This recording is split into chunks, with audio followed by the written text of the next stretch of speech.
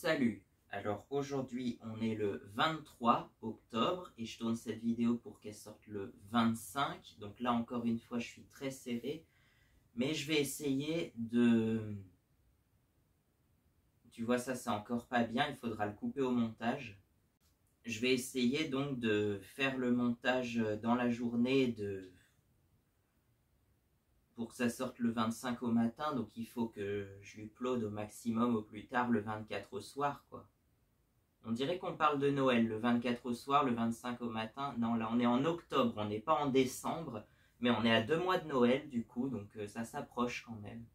Et d'ailleurs, là, je vous parle d'un truc, peut-être que je vous spoil un peu, c'est pas grave, mais vous aurez un petit cadeau à Noël, en tout cas, puisque là, je parle d'un album de mes chansons qui est sorti hier, au moment où cette vidéo-là sort. En fait, le 23, il sort un concert de la cérémonie de clôture de l'album Mayamaha, donc le dernier concert de la tournée en gros. C'est ça, le dernier concert de la tournée Mayamaha, mais que j'ai appelé cérémonie de clôture parce que, pourquoi pas, un peu comme les Jeux Olympiques, mais ça n'a rien de spectaculaire comme les Jeux Olympiques, c'est juste un mec qui chante a cappella limite, mais bon. Je sais pas si ça vous plaira, je vous mets ça sur la table, on verra si ça intéressera quelqu'un. Mais surtout, en fait, donc ça c'est sorti le 23. Donc ce matin, au moment où je tourne, ça vient de sortir. Le 24, donc demain, sort l'album en lui-même, avec des illustrations, hein, mais sinon il y a juste la bande-son de l'album. C'est une démo en fait que je veux réenregistrer avec des instruments, parce que moi-même je ne sais pas vraiment jouer des instruments de musique. Il n'y a que 2 chansons peut-être bien sur l'album où je joue tous les instruments, où je pourrais jouer tous les instruments, je pense. Mais le reste, ça sera compliqué. Il me faudra un groupe, il me faudra un orchestre, je sais pas. Enfin, 2 ou 3 musiciens que je connais dans mon entourage, ça devrait suffire, parce que notamment j'ai un cousin qui se débrouille assez bien, qui se débrouille très bien même. Donc je pourrais lui proposer d'enregistrer ça. Après il y a 24 chansons, ça fait peut-être un peu beaucoup, mais c'est vrai que je compose énormément de chansons. Je ne sais pas les rejouer sur des instruments, mais je sais composer des chansons entières avec les paroles, la musique et tout. Même dans ma tête, j'entends l'orchestration que ça devrait donner, mais je ne suis pas capable de la reproduire, quoi. Parce qu'il y a des fois, j'entends des trucs limite avec des cuivres, avec des... Mais laisse tomber, qui va pouvoir rejouer ça, quoi. Par contre, un groupe de rock tout simple, guitare, basse, batterie, je pense que ça devrait se trouver, ça, par contre. Enfin, ça devrait se trouver parce que je connais 2 autres personnes, frères et sœurs, hein, qui étaient, je crois qu'ils étaient à l'école avec moi. Ils ont jamais été dans ma classe parce que il y en a une qui est plus jeune et le frère qui est plus âgé, donc moi je suis entre les deux, quoi, à peu près. Mais voilà, on a toujours été dans la même école, il me semble, et du coup, ils sont musiciens, ils sont batteurs et guitaristes, je crois, donc ça devrait le faire. Et je crois que la sœur, elle a même écrit des paroles, apparemment. Enfin, c'est leur mère qui m'ont dit ça, parce que leur mère connaît bien ma mère, justement, hein, ils sont assez proches. Et donc, voilà. Je sais pas si j'en parle tout de suite, si je dis les noms tout de suite ou je garde un peu de suspense, mais je vais essayer de leur envoyer, sachant que j'ai pas leur numéro moi, mais je vais essayer de leur envoyer la démo de l'album de 24 chansons. Ça fait beaucoup, 24 chansons, mais comme je vous l'ai dit, j'ai pas pu trop choisir, et puis surtout c'est 24 chansons qui s'étalent sur 3 ans, ou voire même un petit peu plus. Enfin 3 ans d'enregistrement, mais... encore plus de composition, hein. Peut-être bien au moins 5 ans de composition, 5 ans d'écart entre la première et la dernière composition, voire plus, hein, je ne sais pas exactement, et 3 ans d'écart entre les enregistrements, tu vois.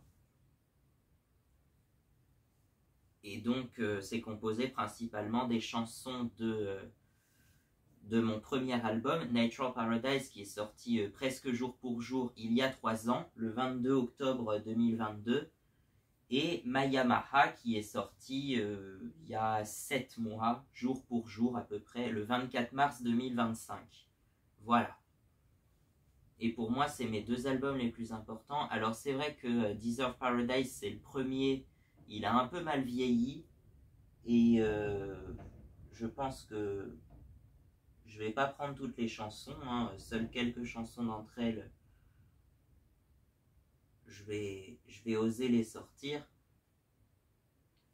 Par contre, Ma Yamaha, je pense que pareil, il y a quelques chansons qui sont pas mes préférées dans l'album, donc celles-là, on les enlève.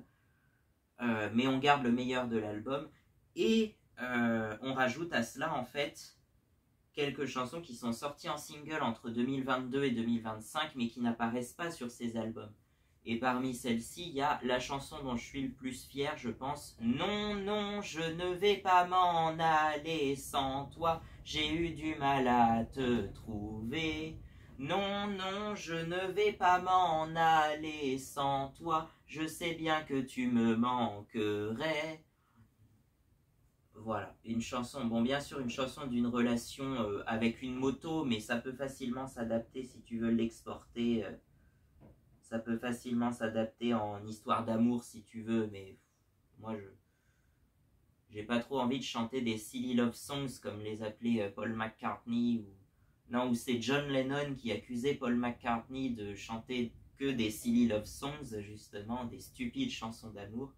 Et du coup, en 1976, Paul, il a sorti, on est juste après, enfin, quelques années après la séparation des Beatles, donc ils étaient déjà plus ensemble, mais Paul avait créé un autre groupe qui s'appelle les Wings, et ensemble, donc ils avaient sorti en 76 une chanson qui s'appelle justement Silly Love Songs. Et ça a été un immense succès, cette chanson d'ailleurs.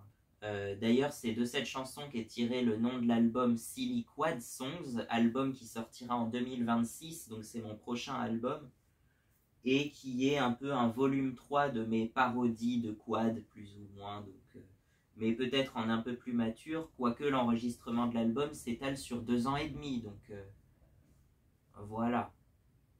Ouais, ça a été commencé en 2024 pour sortir en 2026. Mais il y aura notamment la première chanson de l'album qui s'appellera Silly Quad Songs et qui est une reprise de Silly Love Songs. Donc voilà. Après, il y en aura d'autres dans l'album. Une que je peux peut-être vous le dire maintenant parce que je vais peut-être... je sais pas si je la chanterai en live puisque le live, c'est plus trop mon truc. Ou alors, il faudrait que je chante avec d'autres musiciens. Pour le coup, pour les concerts, il faudrait que je chante en groupe. Parce que... je pourrais pas tout faire moi-même de toute façon, donc même les musiciens solos, même les chanteurs solos, ils ont forcément des musiciens sur scène, quoi. Ils vont pas chanter tout seuls a cappella ou avec simplement une guitare ou je sais pas, mais... Donc il y a forcément des musiciens autour pour les chanteurs solos sur scène. Après, en studio, oui, si tu fais plusieurs pistes, tu peux faire tous les instruments solos. Encore une fois, Paul McCartney, il l'a fait 3 fois, il a fait 3 albums où il joue à peu près tous les instruments. Donc voilà. Ouais, si je cite autant Paul McCartney, c'est que c'est pour moi peut-être le musicien le plus important de l'histoire, je sais pas, mais ouais, c'est un des plus talentueux, un des plus incroyables, quoi. Puis le fait que ça soit aussi un des principaux compositeurs et chanteurs des Beatles, forcément, hein, ça le place déjà très haut. Mais en plus, ce qu'il a fait en solo avec les Wings, ça vient rajouter un petit truc, ça vient rajouter quand même quelque chose d'encore plus incroyable. Bon, là, on n'est pas à ce niveau quand même, mais c'est une de mes principales influences, on va dire, avec entre autres Bob Dylan, Electric Light Orchestra. Tout à l'heure, j'étais un peu sur The Beach Boys et leurs chansons de voiture et de surf, mais là, c'est plus les chansons de voiture qui m'intéressent. Par exemple, tu vas voir Little the Scoop, Our Car Club, par exemple, Custom Machine. Custom Machine, je l'aime bien, mais elle est un peu trop courte, en fait. c'est qu'elle est vraiment trop courte. Elle dure que 1 minute 40, donc c'est vraiment trop court. Et donc je pourrais éventuellement la rallonger si je la reprends un jour. Mais surtout, bah tiens, puisqu'on parle des Beach Boys, on va parler de Help Me Honda, mais que j'avais parodié en Help Me Honda, comme les motos Honda, quoi, voilà. Honda. Ouais, si tu veux vraiment avec l'accent japonais, ça serait Honda. Mais Help Me Honda, donc, qui est... en fait, on va réécrire totalement les paroles, mais en s'inspirant d'une autre chanson des Beach Boys, des deux mêmes auteurs, Mike Love et Brian Wilson. D'ailleurs, j'en profite pour lui rendre un petit hommage, puisque Brian Wilson nous a quittés il y a pas longtemps, il y a quelques mois maintenant, mais je crois que c'était en juin 2025, il avait 83 ans. C'est le dernier des frères Wilson. Enfin, c'est le plus âgé, mais celui qui a vécu le plus longtemps, du coup, puisque ces deux frères, ils sont décédés en 1983 et 1998. Ouais, c'est les Beach Boys originaux, les frères Wilson, pour moi. C'est les trois frères, Brian, Dennis et Carl. Et puis Mike Love, qui est chanteur principal sur plusieurs chansons. Et puis Al Jardine aussi, qui est un des 5 membres originaux en tout cas. On peut aussi citer David Marks, qui au début, il a joué sur les premiers albums, il avait que 14 ans à l'époque. Et il est revenu dans le groupe par la suite, suite à la mort de Dennis Wilson peut-être, je sais plus. Parce que The Beach Boys, ils ont été actifs en continu pendant près de 60 ans quand même, jusqu'en... Je sais plus jusqu'à quand, mais peut-être encore aujourd'hui. C'est juste que maintenant qu'il n'y a plus Brian, c'est plus vraiment les Beach Boys, quoi. Ouais. Il y a une anecdote d'ailleurs, c'est que le père des Wilson, apparemment, il était assez violent, hein, et il aurait frappé fort Brian, ce qui fait que Brian aurait perdu l'audition d'une oreille. Voilà. Il y a une anecdote comme ça, et dans les années 70, je crois, il a tenté plusieurs opérations pour lui rendre l'audition de son oreille. Mais ça n'a pas marché, donc il était toujours sourd d'une oreille. Mais il y a un chanteur français, je sais plus, je crois que c'est Amir. Je crois que c'est Amir qui disait qu'il était sourd d'une oreille, et ça par contre c'était de naissance apparemment. C'était, je sais plus où j'avais vu les anecdotes d'Amir. C'était pas sur une émission comme Koé ou un truc sur Énergie, un truc comme ça. Enfin, je sais plus, mais il disait qu'il était aussi sourd d'une oreille, mais que là, c'était de naissance, par contre. Donc, Help Me Honda. Et donc, l'autre chanson, donc c'est Little Honda, qui là, pour le coup, parle vraiment de moto Honda. Ouais. Et pour la petite anecdote, donc c'est à l'origine un morceau des Beach Boys, qu'ils ont sorti dans l'album All Summer Long. Le même album que leur plus grand succès, I Get Around, d'ailleurs. Round, round, get around, I get around. Et ben dans ce même album, il y a Little Honda, et ça a été repris donc par un groupe qui s'appelle The Hondells, qui eux ont sorti un album entier dédié à la moto Honda. Ça s'appelle Go Little Honda, et sorti aussi en 1964 du coup. Voilà. Alors il y a beaucoup de morceaux instrumentaux, mais on va choisir principalement, donc je pense, Riding Trails, qui a été écrit d'ailleurs par Gary Usher et Roger Christian, qui ont collaboré avec les Beach Boys, effectivement. Gary Usher, il a écrit plusieurs chansons avec Brian Wilson, et de même que Roger Christian. Donc Help Me Honda, ça sera peut-être le principal single de l'année 2026, mais...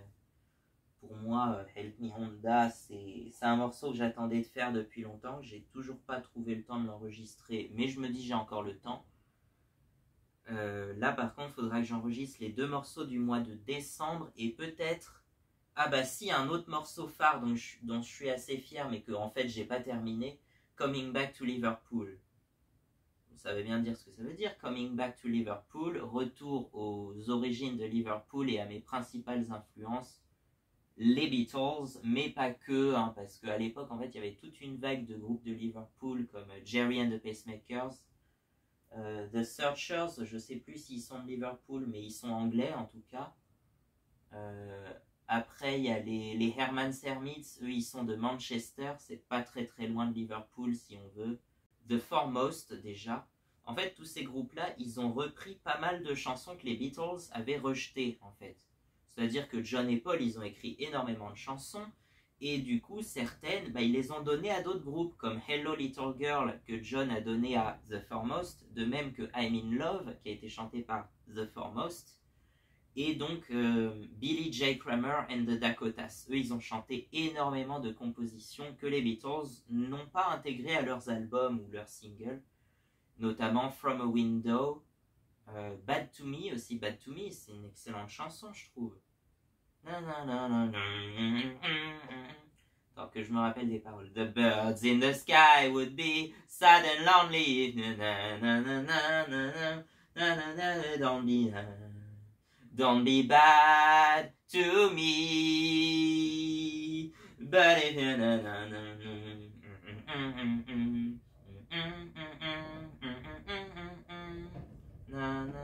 Bon, je me rappelle plus du reste, mais je me rappelle de la mélodie qui est incroyable, je trouve.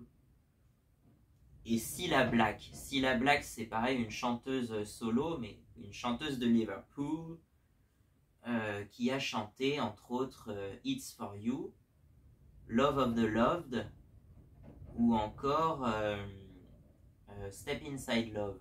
Ça, c'est 3 compositions de Lennon et McCartney, mais elle a chanté aussi d'autres compositions comme Anyone Who Had a Heart. Ça, je crois que c'est son plus grand succès, mais c'est pas du Lennon-McCartney, je sais plus qui a écrit ça.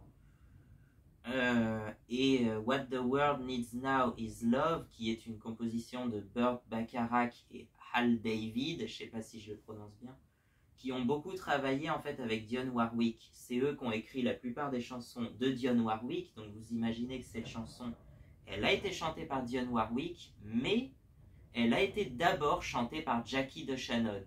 Et Jackie DeShannon, elle avait chanté la première version de Needles and Pins, qui est pour moi un titre incontournable de ce style de musique pop-rock de Liverpool, chantée par les Searchers. Enfin, la version la plus connue, c'est celle des Searchers, mais ça a été aussi chanté donc d'abord par Jackie DeShannon, puis par Smokey en 77, puis par The Ramones. Je crois que même les Ramones ont chanté Needles and Pins en 78, si je dis pas de bêtises, et ça a été repris plein de fois en gros.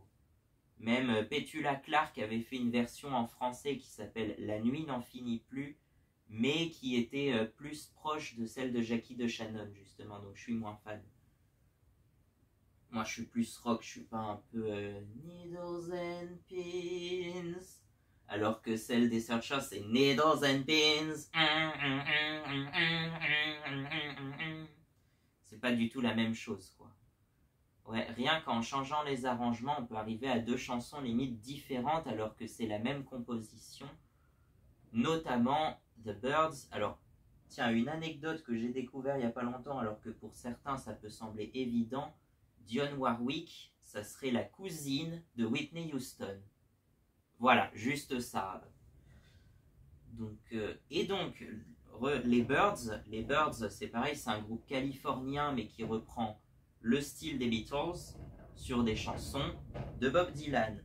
Et vous voyez venir, leur chanson la plus connue, c'est Mr. Tambourine Man. Elle sort en 1965 dans l'album du même nom. Et cet album-là tout entier, je pense que c'est un de mes albums préférés de tous les temps. Parce que je trouve qu'en fait, les albums suivants des Birds, ils sont moins bien. C'est dommage, mais je trouve qu'ils sont un peu moins bien. À part peut-être le single Turn Turn Turn qui ouvre le 2e album sorti lui aussi en 65 mais à la toute fin de l'année. On est en décembre 65 je pense. Et le premier album était sorti en juin. C'était assez courant à l'époque de sortir 2 albums par an d'ailleurs. La plupart des artistes sortaient un album tous les ans, mais certains sortaient même 2 albums par an. Voire les Beach Boys, eux, sortaient 3 albums par an. Mais en même temps, leurs albums sont très courts, donc c'est peut-être pour ça aussi qu'ils en sortaient plus, je sais pas. Bon, en tout cas, les Birds, pour moi, c'est incroyable. Après, c'est pareil, au niveau de la composition, Bah, il y a quand même des morceaux pas mal, hein. Ils ont aussi écrit des chansons originales, et notamment I Feel a Whole Lot Better sur le premier album. Je sais plus ce qu'il y a d'autre. Leur composition originale la plus connue, je pense que ça serait 8 Miles High, mais qui est une composition psychédélique. Donc c'est sorti en 66, donc dans la période un peu plus psychédélique. Donc c'est un peu moins ce que je préfère, quoi. Moi, en fait, ce que j'aime bien, c'est juste avant la période psychédélique, c'est la période 65, quoi. Pendant l'année 1965. Voilà.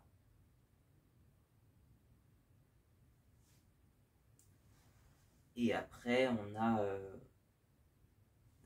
la reprise de My Back Pages de Bob Dylan, encore une fois, sur l'album Younger Than Yesterday.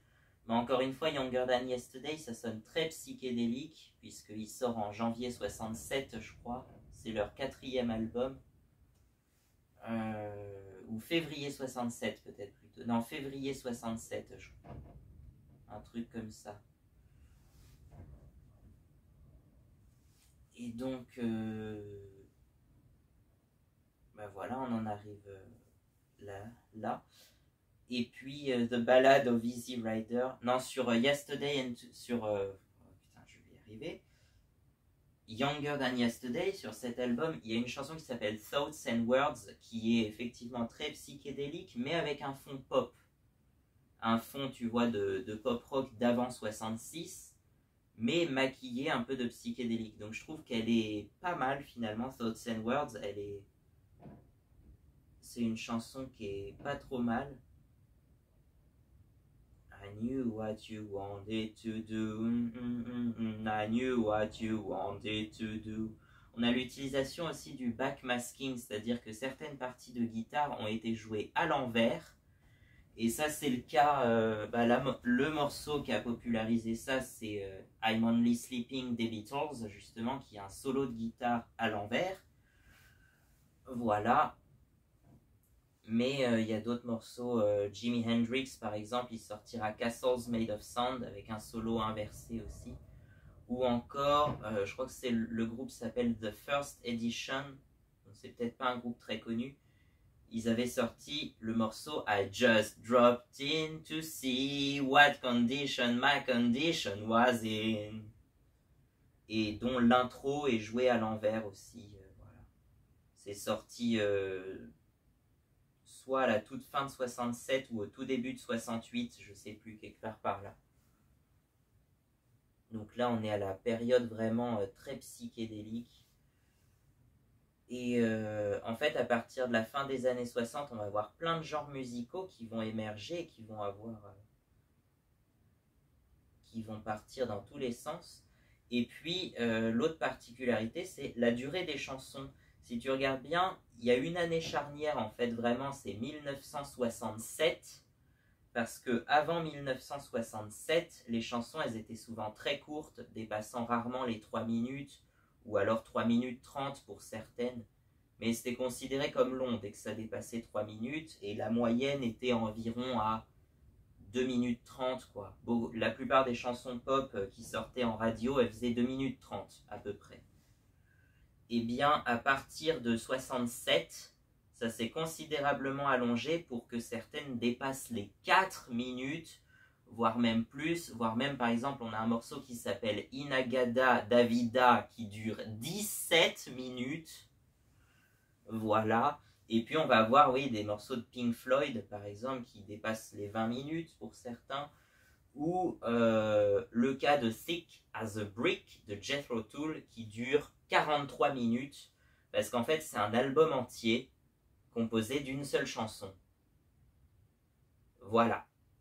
Je vous laisserai écouter Thick as a Brick, si vous voulez, mais... j'ai eu le temps de l'écouter en entier, c'est vrai que c'est assez répétitif, mais avec pas mal de variations, donc finalement, c'est pas trop mal. Mais c'est vrai que c'est toujours le même thème qui revient.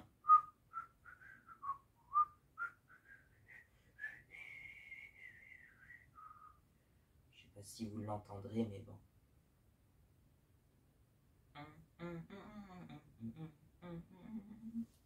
Ça y est, vous l'avez dans la tête maintenant. Bon, après, c'est pas une chanson qui est très très connue, j'ai l'impression, mais Enfin, pour ceux qui connaissent Jethro Tull, si, parce que je pense que c'est un groupe quand même assez connu, mais...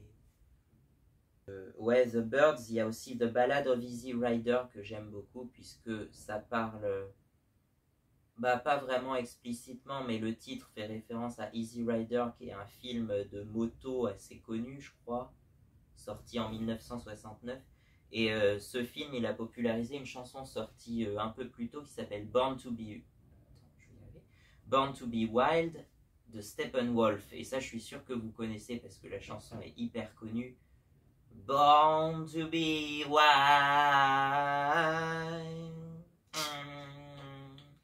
C'est sorti en 68, voilà. Et ça a été, en fait, au début, ça n'a pas trop bien marché, mais ça a été popularisé dans le film Easy Rider en 69, en fait. Et la même année, il va sortir d'ailleurs Running Down the Road de Arlo Guthrie. Je sais jamais prononcer son nom. Guthrie. Bon, Arlo, on va l'appeler, c'est le fils de Woody. Woody Guthrie, ça doit vous dire quelque chose aussi. C'est, je crois que c'est une des principales inspirations de Bob Dylan, justement, et de la musique folk en général.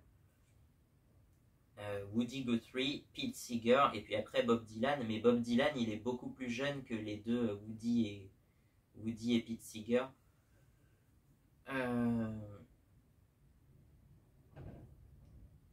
Donc Woody Guthrie, il est né en 1912, je crois si je dis pas de bêtises, et il est mort en 1967, à l'âge de 55 ans.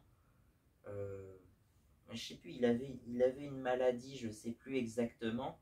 Et Bob Dylan, justement, il l'a soutenu pendant ces différentes épreuves et il lui a écrit une chanson sur son premier album en 1962 qui s'appelle simplement Song to Woody. Donc voilà.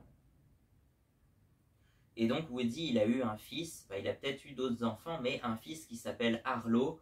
Et Arlo Guthrie, lui, il a commencé sa carrière en 1967 avec l'album Alice Restaurant Massacre. Je sais pas si je le prononce bien, Massacré quoi, enfin je sais plus, Alice Restaurant Massacré, qui est aussi la première chanson de l'album, qui dure toute la première face et qui dure donc 18 minutes. Voilà, encore une fois une chanson qui dure 18 minutes. Apparemment ça serait une chanson contre la guerre du Vietnam, mais moi je me souviens plus, j'ai pas trop fait attention aux paroles. Mais il y a surtout dans cet album un morceau qui s'appelle Motorcycle Song, donc forcément. Hein. Donc ouais, il y a surtout Motorcycle Song dans cet album. Et puis ensuite le deuxième album, ou le troisième, je sais plus. Non, je crois que c'est le deuxième. Parce qu'il y a eu un album live en 68, mais qui n'est pas vraiment compté, je crois. Et donc le deuxième album studio, il sort en 69, et c'est Running Down the Road, qui est un peu un album de moto aussi, puisqu'on voit Arlo sur sa moto, sur la pochette, donc, alors que sur Alice Restaurant Massacre, on n'a pas la moto d'Arlo, mais on a la chanson de la moto par contre.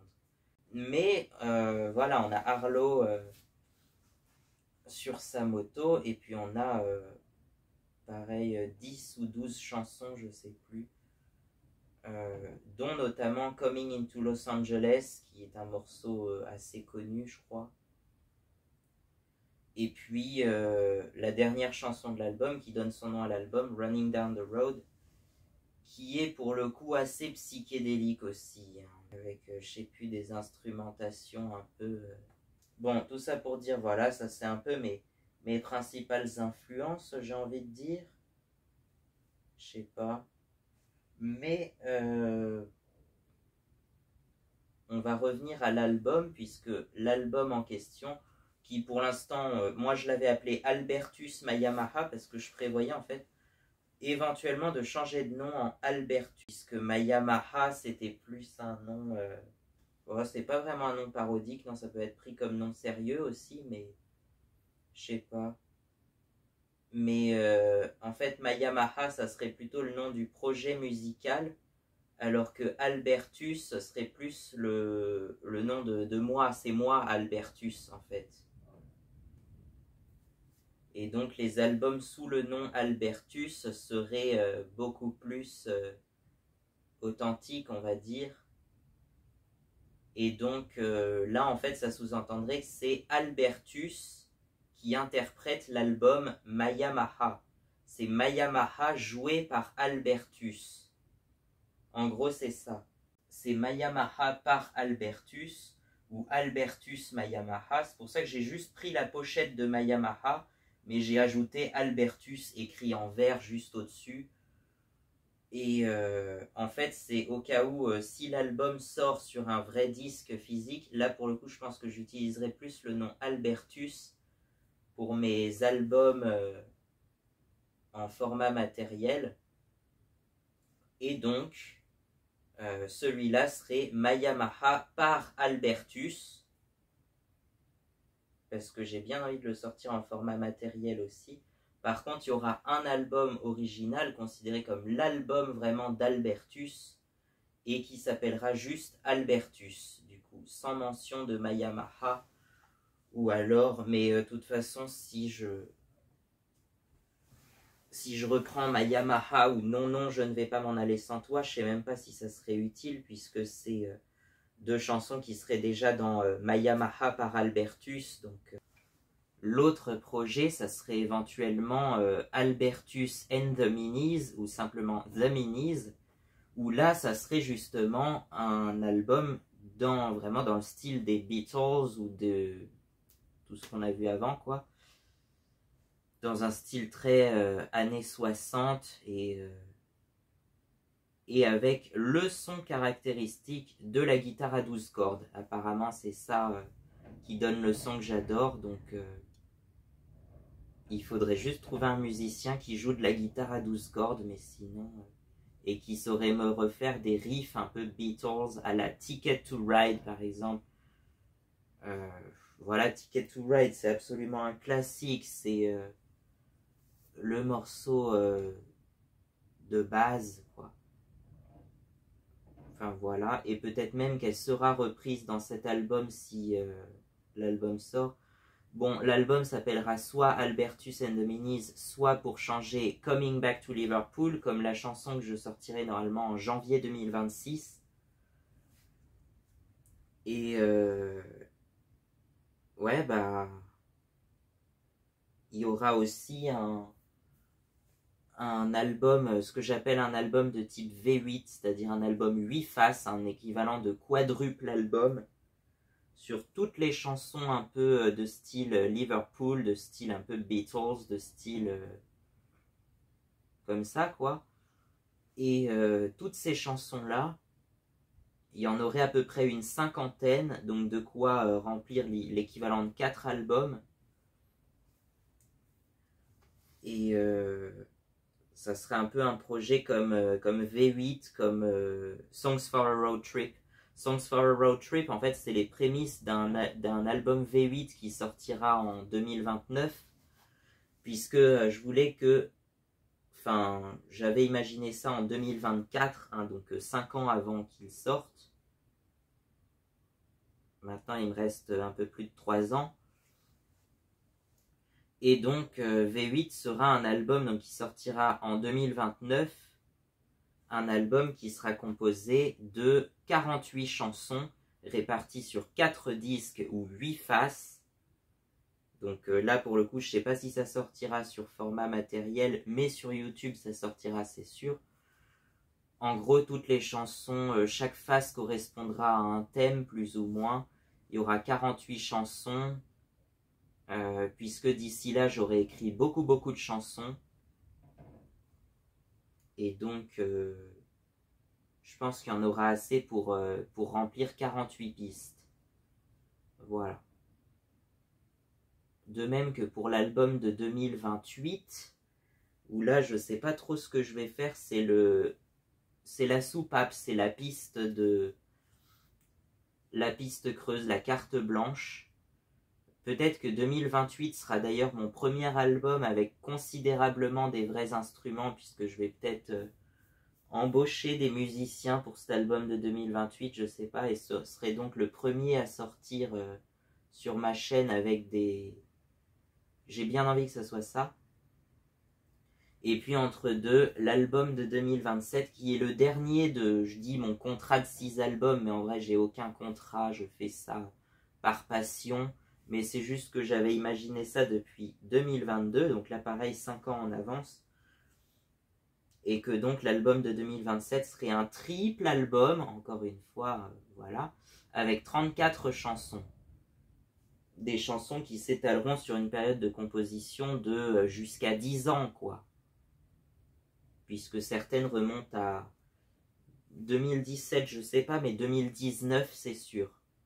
Certaines remontent à 2019, donc quand j'avais 15 ans. Donc je vais partager cet album-là avec des gens que je connais. J'ai aussi... Ouais, on a quelques-uns dans la famille qui sont musiciens. On a peut-être plus de musiciens que de motards, d'ailleurs. Je trouve ça dommage, limite, mais bon. Il nous faut, ce que je dis, il nous faut un batteur, un bassiste, un guitariste, et puis éventuellement un claviériste, mais... Moi, je peux me débrouiller éventuellement pour les claviers, il faut juste que ça soit vraiment très simple. Comme la chanson Yamaha que j'avais renommée pour cet album Yamaha, je veux être avec toi, parce que il y en aurait peut-être d'autres des chansons qui s'appelleraient Yamaha, je sais pas. Et donc c'est une chanson que j'ai enregistrée en 2022 sur mon premier album, et la seule qui est entièrement jouée avec des vrais instruments en fait.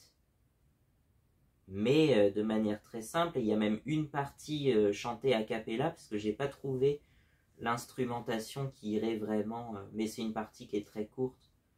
Elle tourne pas mal autour d'un, parce qu'en fait c'est une sorte de clavier, c'est un clavier Yamaha d'ailleurs, mais qui peut faire différents modes. T'as le mode piano classique, le mode orgue, t'as même le mode trompette si tu veux. En fait tu peux jouer limite tous les instruments, mais sur un clavier quoi.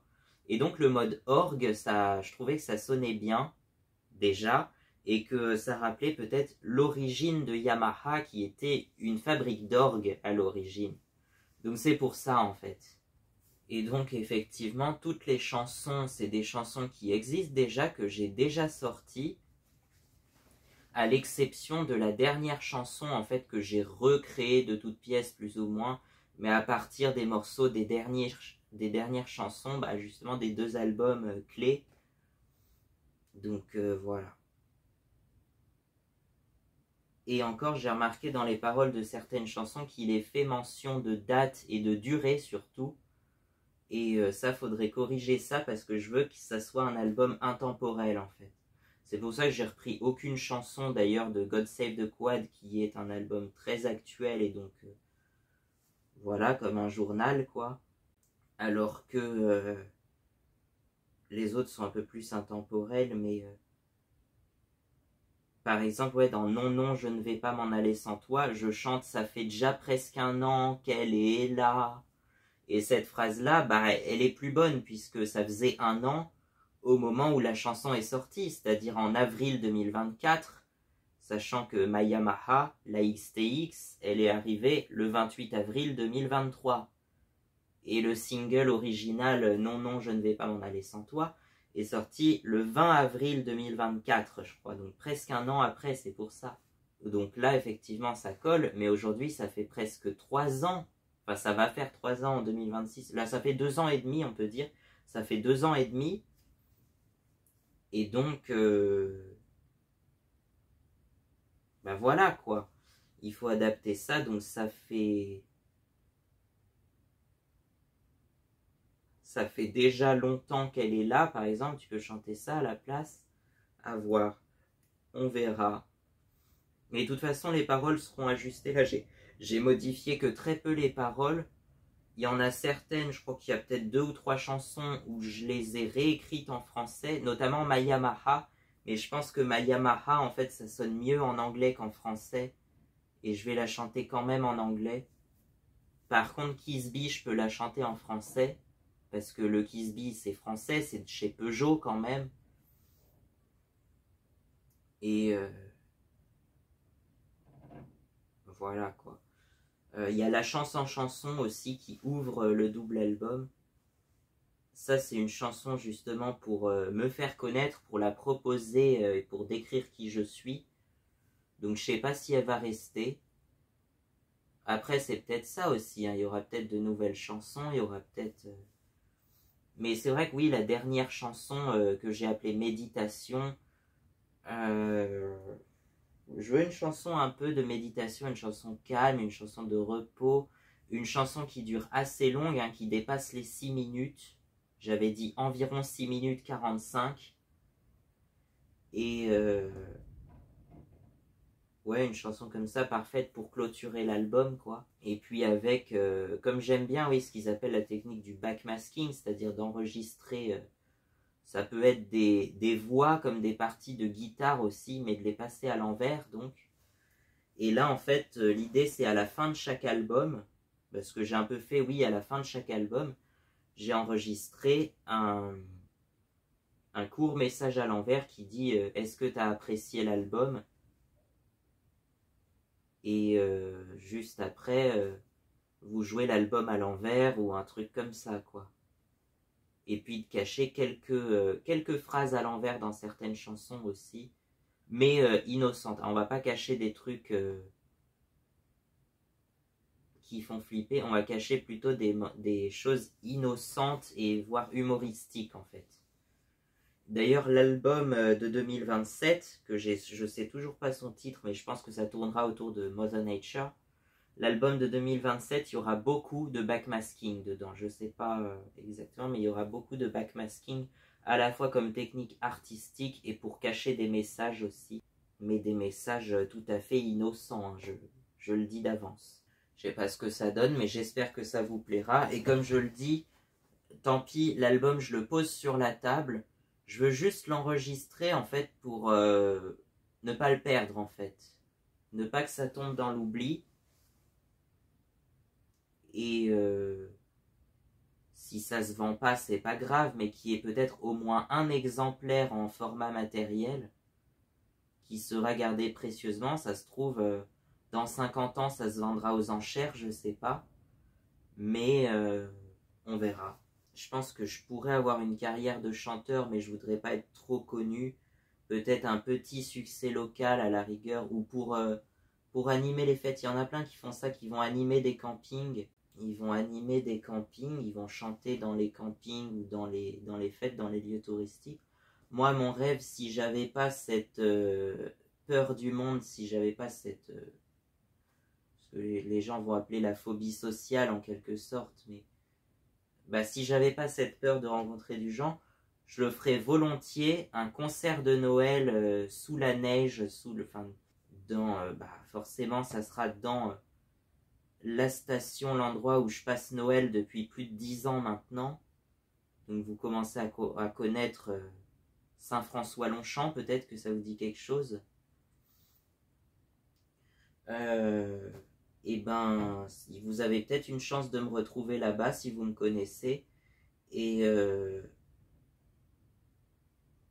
vous avez peut-être une chance de peut-être un jour me voir chanter à Noël, mais pas tout de suite. Mais ça serait mon rêve de faire un concert de Noël sur la place de Saint-François, au niveau de sous la neige et entouré de motoneige. Donc voilà, les concerts de Noël. Je sais pas, je vais peut-être refaire un concert de Noël cette année, je sais pas. Mais je vais sortir cette année. Il va y avoir plusieurs cadeaux de Noël justement. Je vous spoil peut-être, mais il va y avoir plusieurs cadeaux de Noël puisqu'il va y avoir l'album de Noël de Mayamaha, qui est en fait une compilation de toutes les chansons qui évoquent Noël, la neige et les motoneiges. Et il y aura aussi un album des démos de Noël, des chansons que j'ai écrites pour Noël. Par exemple, il y a un tout petit sapin un tout petit sapin pour Noël décoré. Et donc ça, j'avais envie de la garder parce que je la trouve bien, cette chanson. De même que il reste des cadeaux sous le sapin. Il y en a deux comme ça. Je sais pas s'il y en a d'autres, mais pour l'instant j'en ai deux en mémoire. Un tout petit sapin et il reste des cadeaux sous le sapin. Oui, effectivement, mes chansons de Noël, ça va beaucoup tourner autour des motoneiges parce que c'est ma passion et que le Père Noël se déplacerait en motoneige, pourquoi pas. Bah, c'est l'évolution logique du traîneau, quoi, du traîneau à moteur, quoi. D'ailleurs, vous allez n'importe où en France, il y a énormément de clubs de traîneaux à chiens, de trucs comme ça. Mais où sont les clubs de motoneige, quoi? Et c'est ça que je cherche et que j'essaye de faire comprendre depuis plus de 3 ans. Parce que y en a forcément quelques-uns des passionnés de motoneige en France. Bon, ici en Indre-et-Loire, peut-être pas, mais dans les massifs montagneux quand même. Moi, c'est juste que je suis peut-être pas né au bon endroit, je sais pas, mais... Bah, au final, j'ai l'impression que plus le temps passe, et j'ai l'impression que j'ai moins envie d'aller à la neige maintenant. J'aime toujours la neige, et j'aime Noël. Alors, c'est peut-être pas à Noël qu'il y a le plus de neige, effectivement, mais pour moi, ça a toujours été Noël sous la neige. Je vais la chanter, d'ailleurs, White Christmas de Irving Berlin, c'est ça qu'il l'a écrite, je crois. Irving Berlin, et ça a été chanté par Bing Crosby. Et c'est absolument un classique de Noël. C'est même le single tout confondu le plus vendu de l'histoire, apparemment. D'ailleurs, c'est assez souvent, puisque la chanson française la plus vendue de l'histoire, ça serait Petit Papa Noël aussi. Donc encore une chanson de Noël. Je trouve ça assez dingue. Bon, bien sûr, on passera sur le succès énorme de Mariah Carey et son All I Want for Christmas is You. Ça, je suis sûr que vous connaissez. C'est peut-être la chanson de Noël la plus connue à l'heure actuelle. Et c'est sorti en 1994, donc il y a 30 ans maintenant. Ça fait 30 ans déjà. Mais je vais essayer, je vais peut-être vous faire un concert de Noël. Mais j'adore Noël. Pour moi, c'est une période... Peut-être que si je fais des concerts, j'en ferai que 2 par an, mais ces 2 concerts par an, ce serait le concert de Noël et le concert de la fête de la musique. C'est parfait, c'est à 6 mois d'écart à peu près, donc ça sera exactement bien réparti sur l'année, quoi. Je pense pas qu'il y aura une tournée pour Silly Quad Songs. Il y aura quelques concerts peut-être en 2026, je sais pas, mais... Pour moi, je suis pas un musicien de scène pour l'instant. Je suis plus un chanteur en studio, quoi, qui fait des chansons un peu pour le plaisir. C'est vrai que ça marchera certainement pas, mais je fais pas ça pour que ça. Je fais pas ça pour que ça ait un grand succès. Je fais ça pour que ça soit. Pour que ça me plaise et pour pas que ça tombe dans l'oubli. Et je suis sûr que certains vont trouver mes compositions quand même assez incroyables. Il y en a, en fait, il faut bien distinguer la composition et le son. Il y a des musiques, en fait, où le son est très bon, mais la composition est pas terrible. Et d'autres où c'est l'inverse, où la composition est très bonne, mais le son est pas terrible. Et je pense que ça, c'est à peu près mon cas. Et après, bien sûr, il y en a où la composition et le son sont incroyables. Ça, c'est les génies, voilà, c'est les Beatles, c'est Jeff Lynne, c'est Bob Dylan, Enfin, quoique Bob Dylan, c'est un peu à part parce que on a les paroles et la composition qui sont incroyables, le son qui est assez bon aussi, mais le fait comment les chansons sont faites, on a l'impression qu'elles sont faites pour être adaptées dans plusieurs styles de musique. Et c'est peut-être pour ça que les Byrds les ont chantées dans un style un peu Beatles, parce que ça pouvait s'adapter comme ça. Bob Dylan, il écrit, surtout le début de sa carrière, c'est très simple. C'est juste une guitare acoustique et un harmonica de temps en temps. Et des paroles chantées comme ça. C'est pas la plus belle voix du monde, mais ça chante bien quand même. Et franchement, voilà quoi. Ça a su trouver son public, ça a très bien marché puisque certaines chansons sont encore aujourd'hui considérées comme des classiques, donc beaucoup de chansons même. Et puis après, t'as d'autres... chaque musicien a son style, de toute façon. Moi, je dois avoir le mien, certainement. Mais que je sais pas vraiment exprimer à travers de vrais instruments. Et donc oui, on va en revenir vite fait, peut-être pour clôturer cette vidéo. De toute façon, mes vidéos, c'est n'importe quoi. Il n'y a pas d'ordre. C'est vraiment le bordel. Il y a pas d'ordre, il n'y a pas d'organisation. Donc, en plus, elles sont hyper longues, donc personne ne va les regarder. Mais tant pis, si vous ne regardez pas cette vidéo, écoutez au moins l'album qui sort la veille.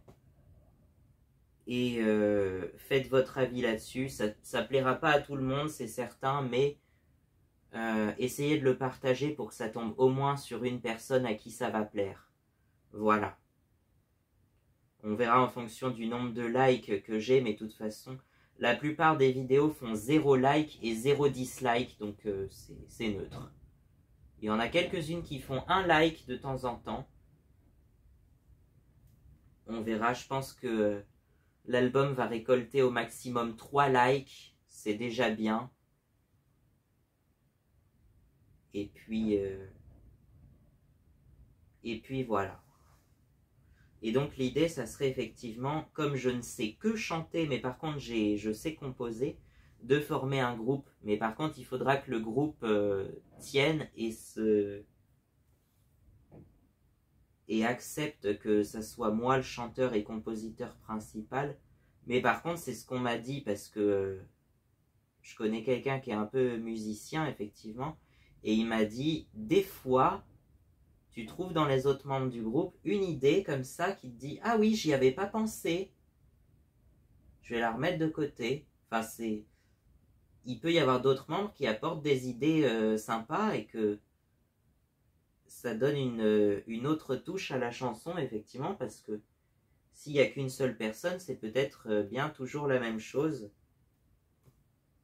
Je sais plus exactement comment il l'a dit, mais un peu comme ça. C'est pas exactement ça, mais...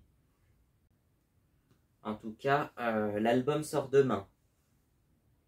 Enfin, il est déjà sorti au moment où je sors cette vidéo, il sort hier. Mais voilà, le 24 octobre 2025. J'espère que ça sera partagé surtout. C'est pas grave si ça fait pas beaucoup de vues, c'est pas grave si ça fait pas beaucoup de likes, tant pis.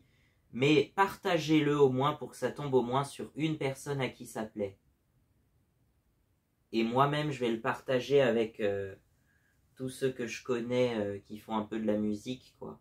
Mais c'est vrai que c'est complexe quand même. Je fais des compositions assez complexes que moi-même, je ne serais pas capable de rejouer, en fait. Et même des fois, les chansons, quand tu les as jouées une fois, c'est pas sûr que tu saches les rejouer après, hein. Comme par exemple la chanson Yamaha, la seule chanson sur un instrument, et ben je sais pas si je saurais la rejouer. Je l'ai rejouée dans le concert de clôture de la tournée Ma Yamaha. Ben, je trouvais que c'était pas aussi bien que la version studio, quoi. Et après, on verra, je pense, viser cet enregistrement-là pour 2027, peut-être. Que la version finale soit terminée plus ou moins fin 2027 et qu'elle sorte en 2028, au moins sur YouTube. Après, si ça sort pas sur CD, tant pis, c'est pas grave. Je sais que c'est un bordel administratif, les labels, et je disais, je veux pas de contrat frauduleux parce que je veux garder entre guillemets, mes droits, je veux garder la propriété de ma chanson, quoi. Et je sais que c'est un monde très, très cruel, en fait, le monde des droits d'auteur et tout ça, c'est très carnivore. Je sais pas trop comment le dire, mais cannibale un peu. Enfin, si tu comptes à ça, en plus, les accusations de plagiat, juste parce qu'il y a un tout petit bout qui ressemble à peine même, hein. Des fois, c'est vraiment tiré par les cheveux. Donc c'est vraiment... Mais après, ça dépend. Si t'es un artiste pas connu, comme moi, il y a moins de chances que tu sois accusé de plagiat. Par contre, tu peux accuser de plagiat les autres et te faire de la thune sur les autres. Pourquoi pas? Mais je trouve pas ça honnête, moi. Hein. Donc moi, je trouve que tu peux sortir de l'argent des ventes de l'album, des droits d'auteur en eux-mêmes si tu veux, mais juste de l'album. Et ne va pas titiller les autres, occupe-toi juste de ton album. Et les revenus de l'album, même s'ils sont, je pense, infimes, sur cet album-là, ça sera infime, et ben c'est pas grave, ça sera toujours ça. Je fais pas ça pour l'argent, moi. Je fais ça pour le plaisir en particulier. Mes vidéos, pareil, je les fais pas pour l'argent, même si je suis en capacité d'être monétisé un jour, je pense que je serai jamais monétisé sur ma chaîne. Enfin, ma chaîne sera jamais monétisée parce que je fais pas ça pour l'argent. Pourtant, oui, il y a bien des vidéos qui mériteraient une petite récompense, mais je trouve que ça n'en vaut pas le coup, en fait. Ça pourrait arrondir les fins de mois, mais je pense que ça n'en vaut pas le coup. Donc pour les musiques, on pourrait peut-être limite sortir une licence neutre qui rapporte absolument rien, mais c'est pas comme ça que le monde de la musique fonctionne. Et si ça rapporte ne serait-ce qu'un tout petit peu, sachant que je suis le principal auteur-compositeur sur les 22 des 24 chansons de l'album, il y a 2 reprises partielles où j'ai changé les paroles, donc là encore une fois, il faut que ça soit accepté par les auteurs originaux, j'espère que ça va le faire. Mais de toute façon, il y a toujours eu des adaptations, des parodies, des trucs comme ça, donc ça devrait le faire.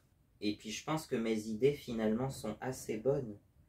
Surtout le Moi non plus en Yamaha qui reprend Je n'ai besoin de personne en Harley Davidson, tu vois, c'est une référence à ça. Et donc elle reprend en partie cette chanson. Eh bien, je pense qu'il y a de l'idée et il faudrait juste que ça plaise aux héritiers de Gainsbourg, quoi, parce que c'est Serge Gainsbourg qui a écrit ça. Il faudrait juste que ça ait l'approbation de Gainsbourg et qu'il ne fasse pas un procès pour ça, quoi. De même que pour Face à la neige, qui reprend Face à la mer de Calogero, ça c'est pareil. Là, il y a 4 auteurs différents dans cette chanson. Il y a Calogero, Passy, Alana Filippi et Joe Aquino, je crois, qui est le frère de Calogero. C'est les 2 seules reprises de l'album. Et d'ailleurs, à l'origine, je voulais sortir un album entièrement original, ne serait-ce que pour pas avoir de problème et tout ça. Finalement, même dans les plus grands albums, il y a des fois des reprises. Hein. Et puis, il y a toujours eu des reprises, des adaptations, des parodies et tout ça. Donc normalement, ça devrait passer. J'espère. Voilà, il y a quand même 22 chansons sur les 24 de l'album. Si ça se trouve, ça va marcher un peu et ça va me rapporter un peu sur les 22 chansons originales de l'album. Je peux renoncer entre guillemets à mes droits. Moi j'appelle ça les contre-droits parce que pour moi c'est l'inverse des droits. Sur 2 des chansons, c'est pas grave. J'aurai les 22 autres, donc recevoir quand même sur 22 chansons, c'est pas rien. J'ai aucune idée de ce que ça représente comme somme, mais c'est proportionnel, je pense, au succès. Hein. Moi, je veux pas m'embêter avec ça, je veux juste que ça sorte et que ça ne tombe pas dans l'oubli. C'est tout. Allez, à bientôt, on se revoit. Je ne sais pas quand. Allez, on fait une fin digne de ce nom avec le peu de pellicule qui nous reste. J'espère que ça vous plaira. Pour le très petit nombre qui vont regarder cette vidéo, je n'en sais rien. Et puis pour le, j'espère, un peu plus grand nombre qui vont écouter l'album, je vais au moins partager l'album. Cette vidéo-là, c'est pas grave, mais je vais au moins partager l'album. Je sais pas trop quoi dire. Moi, tu vois, j'ai encore du mal à m'exprimer des fois. Hein. Alors, je vais vous laisser et puis à bientôt, quoi.